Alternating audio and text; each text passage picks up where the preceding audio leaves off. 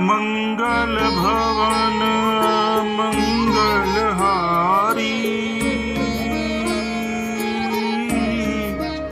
द्रवहु सुदशरथ अजर बिहारी।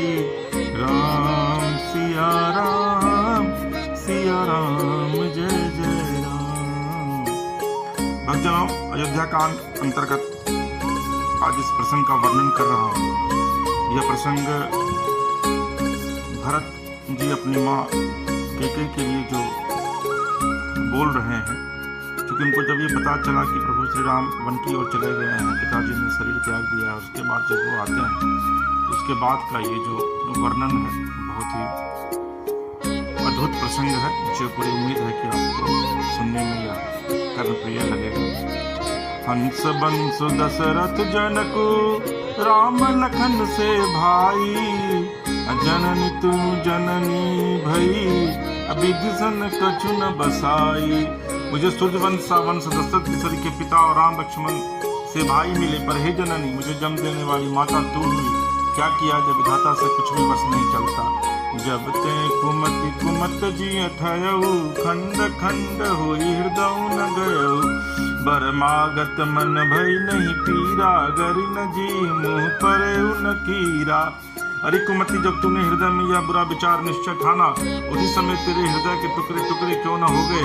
वरदान मांगते समय तेरे मन में कुछ भी पीड़ा नहीं हुई, तेरी जीभ गल नहीं गई, तेरे मुंह में कोई कीड़े क्यों नहीं पड़ गए।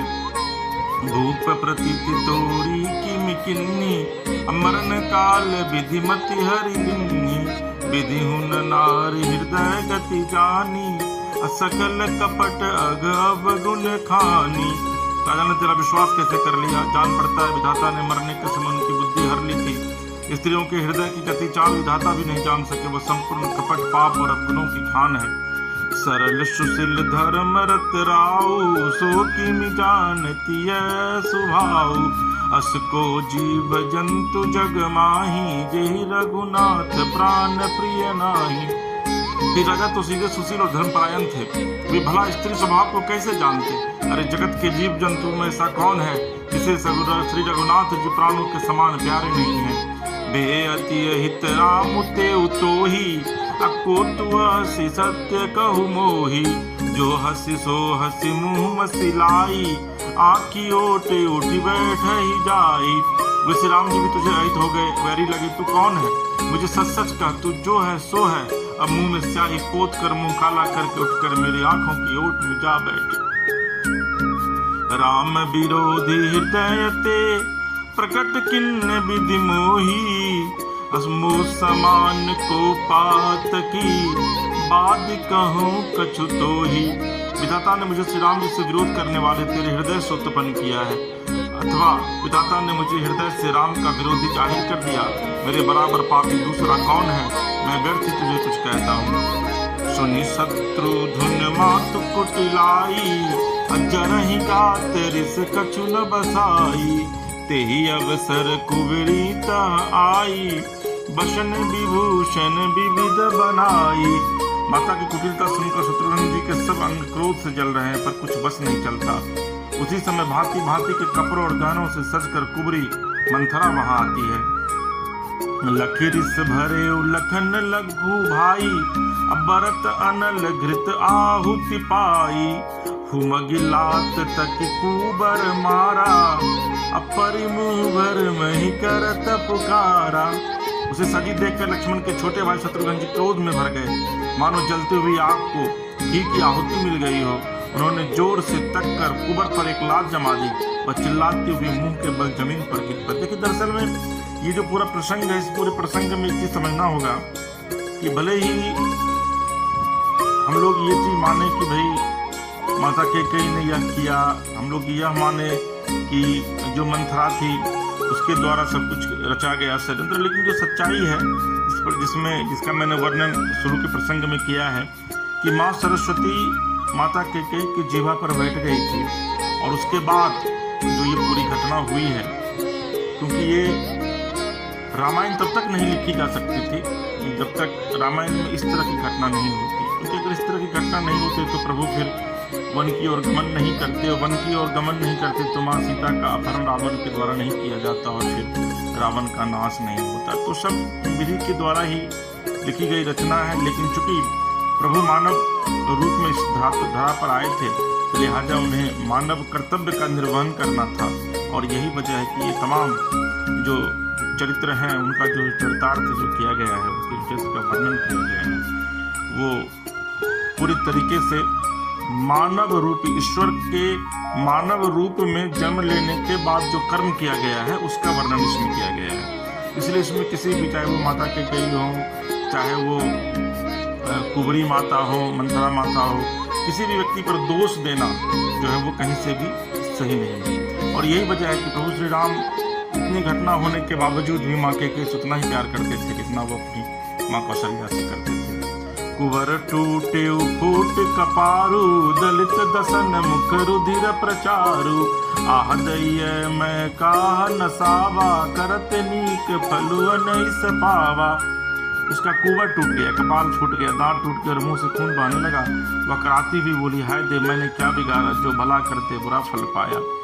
सुनिर पोहन लखी नक सिक खोटी, लगे घसी तन धरी धरी झोटी, भरत दया निधि दिन छराई, कौशल्या पहीगे दो भाई।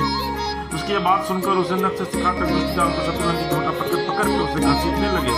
तब दया निधि भरत जी ने उसको छुड़ा दिया और दोनों भाई तुरंत माता कौशल्या के पास जाते हैं। मलिन बशन विवरण बिकला, कृष शरीर दुख भार, कनक कलप बर बेली बना, मानहु हनी तुषार। कौशल्या जी मेले वस्त्र पहने हैं, चेहरे का रंग बदला हुआ है, व्याकुल हो रही है, दुख के बोझ से शरीर सूख गया है, ऐसे दिख रही है मानो सोने की सुंदर कल्पलता को वन में पाला मार गया। भरत ही देखी मातु उठी धाई, अमूर्छित अवनि परी झैयाई, देखत भरत विकल भय भारी, अपर चरण तन दशा विसारी। भरत को देखते ही माता कौशल्या जी उठ दौड़ी और चक्कर आ जाने से मूर्छित होकर पृथ्वी पर गिर पड़ती हैं। यह देखते ही भरत बड़े व्याकुल हो गए और शरीर की सुध बुलाकर चरणों में गिर पड़े। मातु तात कह दे दिखाई, अकह सिया राम लखन दो भाई, कैकेयी कत जन्मी जग माझा, अजो जन्मी त भई काहे न बाछा। फिर बोले, माता पिताजी कहाँ हैं? उन्हें दिखा दीजिए। सीता जी तथा मेरे दोनों भाई श्री राम लक्ष्मण कहाँ हैं? उन्हें दिखा दीजिए। कैकेयी जगत में क्यों जन्मी, और यदि जन्मी ही तो फिर बाँझ क्यों न हुई। कुल कलंक जेहि जन्मे मोही, अपजस भाजन प्रिय जन द्रोही, कोटि भुवन मोहि सरिस अभागी, अगति असि तोरी माँ तुझे ही लागी। जिसने कुल के कलंक, अपयस के भारे और प्रियजन के द्रोही मुझ जैसे पुत्र को उत्पन्न किया, तीनों लोकों में मेरे समान अभागा कौन है, जिसके कारण हे माता तेरी यह दशा हुई है। पितु सुरपुर बन रघुबर केतु, मैं केवल सब अनरथ हेतु, दिग मोहि भयउ बेनु बन आगी, दुसदाह दुख दूषण भागी। पिताजी स्वर्ग में है और श्री राम जीवन में है। केतु के समान केवल मैं सब अनर्थों का कारण हूँ, मुझे धिक्कार है। मैं बांस के वन में आग उत्पन्न हुआ और कठिन दाह दुख और दोषों का भागी बना। मातु भरत के बचन मृदु, सुन पुनि उठी सवारी, लिए उठाई लगाई उर, लोचन मोचती बारी। भरत जी के कोमल वचन सुनकर माता कौशल्या जी फिर संभल कर उठी। उन्होंने भरत को उठाकर छाती से लगा लिया और नेत्रों से आंसू बहाने लगे। सरल सुभाय मायहि लाए, अतिहित मनहु राम फिर आए, भेंटेउ बहुरि लखन लघु भाई, सो कुसनेहु न हृदय समाई। सरल स्वभाव वाली माता ने बड़े प्रेम से भरत जी को छाती से लगा लिया, मानो श्री राम जी लौटकर आ गए हों। फिर लक्ष्मण जी के छोटे भाई शत्रुघ्न को हृदय से लगाया, शोक और स्नेह हृदय में समाता नहीं। देखि सुभाव कहत सब कोई, राम मातु अस काहे न होई। माता भरत गोद बैठारे, आंसू पोछी मृदु बचन उचारे। कौशल्या जी का स्वभाव देखकर सब कोई कह रहे हैं कि माता का ऐसा स्वभाव क्यों न हो। माता ने भरत जी को गोद में बैठा लिया और उनके आंसू पोंछकर कोमल वचन बोलती, अजहु बच्च बलि धीरज धरहु, अकुसमउ समुझी शोक परिहरहु। जनि मानहु हिय हानि गलानी, काल कर्म गति अघटित जानी। हे वत्स, मैं बलैया लेती हूँ, तू अब भी धीरज धरो, बुरा समय जानकर शोक त्याग दो, काल और कर्म की गति अमिट जान के हृदय में हानि और गलानी मत मानो।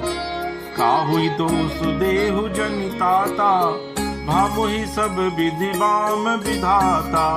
जोए तेहु दुख मोहि जियावा, अजहु को जानई काते ही भावा। हे तात, किसी को दोष मत दो, विधाता मुझको सब प्रकार से उल्टा हो गया है, जो इतने दुख पर भी मुझे जिला रहा है।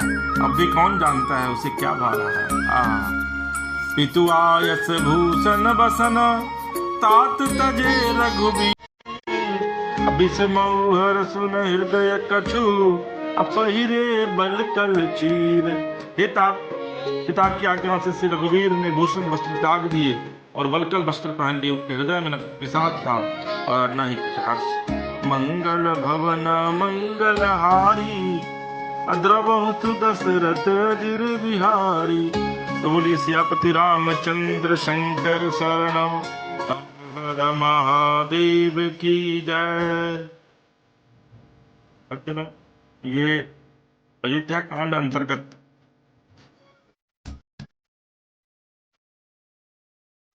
सुना कि किस तरीके से अंतरा को शत्रुघ्न ने दंड दिया। आगे का जो प्रसंग मैं सुनाऊंगा उसमें भरत जी के चरित्र को दर्शाने की दास ने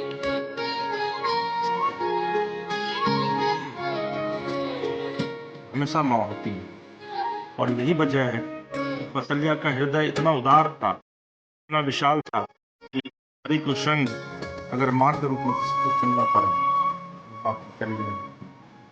आपको अगर हमारा ये प्रसंग अच्छा लगे, हमारे YouTube चैनल मानस कथा रामायण सब्सक्राइब करिए, लाइक कीजिए, शेयर कीजिए, कमेंट बॉक्स में जाकर कमेंट लिखिए। तब वो आपके और आपके परिवार को राम श्यावर रामचंद्र